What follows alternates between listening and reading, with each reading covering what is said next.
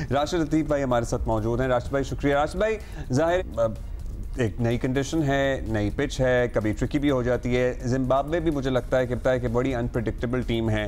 कल क्या हुआ आपके मुताबिक?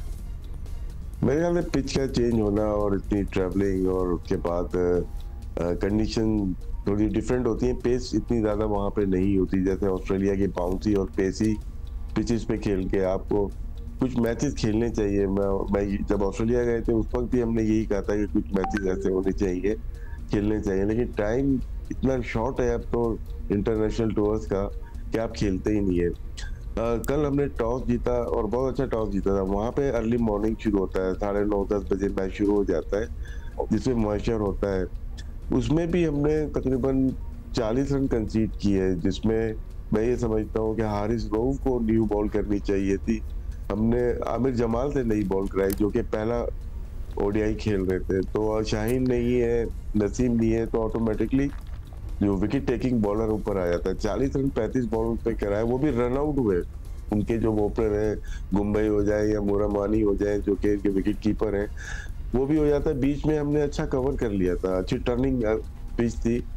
मेरा सलमान अली आगा ने 3 विकेट जरूर ली, लेकिन इस पिच पे 42 रन कंसीड किए।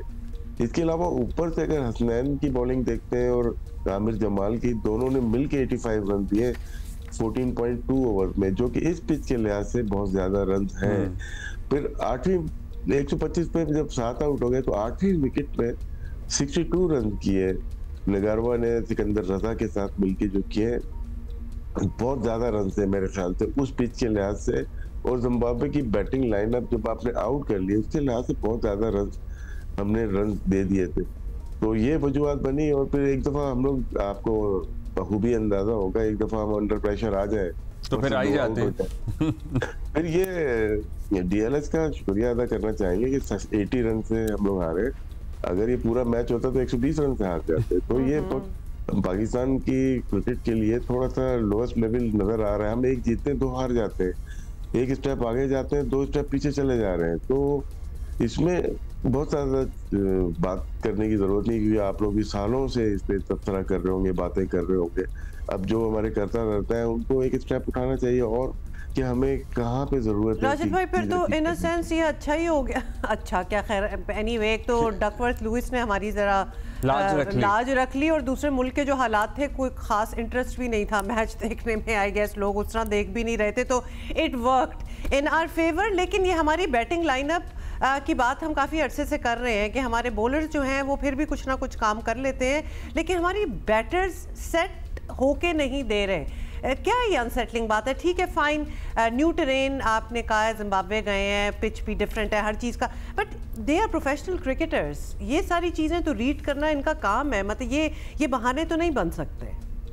देखिए, बहुत सारे प्लेयर्स होते हैं जो कि अडैप्ट बहुत मुश्किल से कर पाते हैं कंडीशंस को। कुछ प्लेयर्स होते हैं जो कि फौरन ही उसको अच्छी तरीके से खेलना जानते हैं और खेल लेते हैं। टीम के बहुत ज़्यादा नए प्लेयर्स डाल देना ये भी मुनासिब नहीं है। हमें नहीं पता कि कौन सा प्लेयर किस फॉर्मेट में कैसे परफॉर्म करेगा। ठीक है, हमारे पाकिस्तान की टीम बननी चाहिए तो आपके बेस्ट पॉसिबल 16 प्लेयर्स सेलेक्ट करने चाहिए और बेस्ट पॉसिबल कंडीशन के लिहाज से 11 प्लेयर्स खिलाने चाहिए। अब सारी चीज़ें सिलेक्शन कमेटी के हाथ में, चले मान लेते हैं आप डिसीजन करें, हम जीते भी, लेकिन अभी जो 4 लगातार हम हारे हैं ऑस्ट्रेलिया से लेके अब तक, उसमें भी हमें सोचना चाहिए कि यार कहीं ना कहीं तो हमारी गलती है। क्या हमने इसको खेल और सियासत समझ रखा है क्रिकेट को? क्या हमने इसको इंडस्ट्री नहीं बनाया, हमने बिजनेस नहीं बनाया इसको?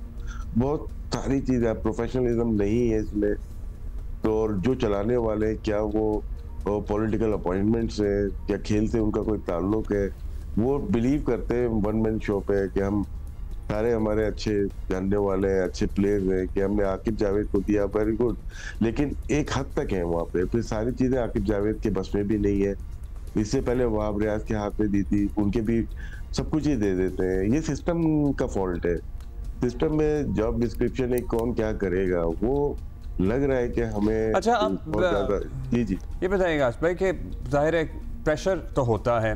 हमने यहाँ देखा फैसल अकरम ज़बरदस्त उन्होंने परफॉर्मेंस दी, उधर T20 में सुफियान आए थे, यहाँ ये आए हैं। बॉलर्स समहाउ परफॉर्म कर लेते हैं, जिन कल जो डेब्यू करने वालों की बात कर लें, बैटर्स पे क्या ज़्यादा प्रेशर होता है कि वो रन नहीं बना पाते, all those who are newly inducted into the team? देखिए मेरे ख्याल से आपको कैपेबल होना चाहिए।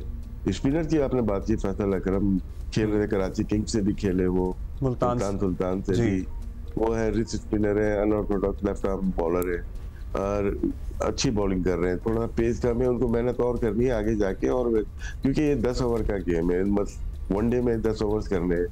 9 ओवर्स उन्होंने कल किए, 24 रन दिए, 3 विकेट्स लिए, बहुत अच्छा टैपी हुआ, कम रन दिए 24 रन, लेकिन दूसरे एंड से बहुत ज्यादा रन बढ़ गए। तो इस तरह के हमारे पास सुफियान मुकीम है, शायद आगे जाके हम T20 में अबरार को भी खिलाएं।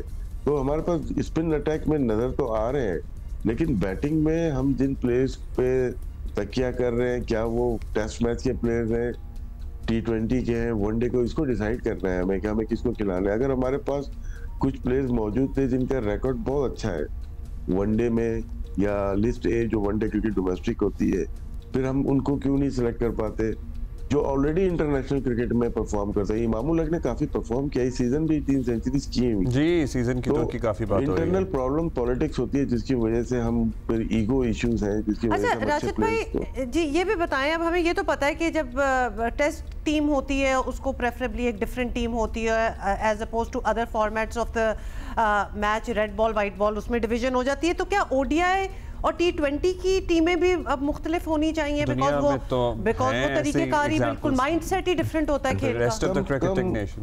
मोस्टली टीम कोशिश करती है वाइट बॉल के प्लेयर्स ज्यादातर वही रहे, तकरीबन 7 से 8-9 प्लेयर्स होते हैं जो कि वही खेल रहे होते हैं। वही मिसाल आपने मोस्टली इंडिया की भी देखी होगी, और ऑस्ट्रेलिया जो बड़ी टॉप टीम है, या साउथ अफ्रीका है, वो कोशिश करते हैं कि वाइट बॉल के प्लेयर्स वही।